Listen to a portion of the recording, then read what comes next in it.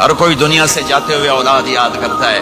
میرے باپ اچانک اللہ نے موت دی، ہارٹ اٹیک ہوا، ٹھیک ٹھاک تھے، اچانک. تو ایک میری بہن لاہور تھی، ایک فیصل آباد. تو میرے باپ آخر وقت تک کہتے رہے میری بیٹیاں تو بلا دو، اور میری دھیاں تو لے آؤ، میری دھیاں تو ملا دو، میری بچیاں تو ملا دو. اور یہ کہتے کہتے دنیا سے چلے گئے. ہر آدمی موت کے وقت یہی کچھ کرتا ہے. میرے نبی دنیا سے جا رہے ہیں، دنیا سے جانے کا وقت ہے. 12 ربیع الاول ہے، پیر کا دن ہے، 7 جون ہے، 11 ہجری 633 عیسوی.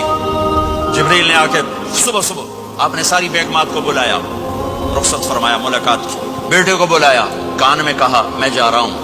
وہ رونے لگی، رو نہیں، سب سے پہلے تیری میری ملاقات ہو گئی. 6 ماہ بعد بیٹی بھی پہنچ گئی باپ کے پاس. پھر داماد کو بلایا، ان کا سر اپنی گود میں رکھا، کمر پہ ہاتھ پھیرا، دعا دی، رخصت فرمایا. آخر میں اپنی آنکھوں کی ٹھنڈک کو بلایا. کون؟ حسن اور حسین. کہ میری آنکھوں کی ٹھنڈک حسن اور حسین، میرے جنت کے پھول حسن اور حسین. یوں لیا اور ساتھی آنسو ٹپ ٹپ ٹپ ٹپ ٹپ ٹپ. بیویوں کو جدا کیا، آنسو نہیں. بیٹی کو جدا کیا، آنسو نہیں. داماد کو جدا کیا، آنسو نہیں. جب بچوں کو جدا کرنے لگے تو یوں آنسو.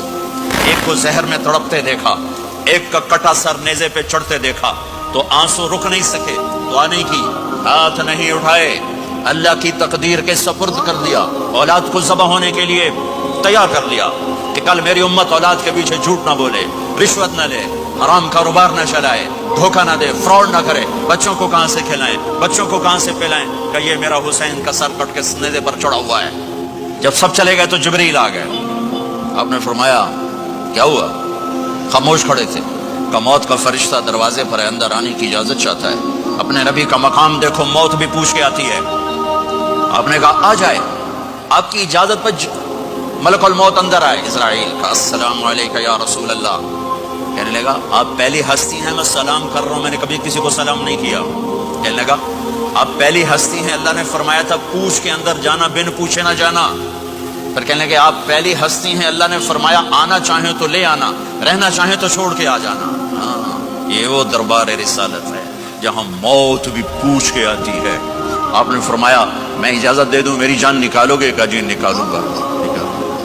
آپ نے یوں جبریل کو دیکھا، کیا کہتے ہو؟ جاؤں یا رہ جاؤں؟ جبریل نے کہا اللہ آپ کی ملاقات کے شوق میں ہیں، فیصلہ آپ کریں گے.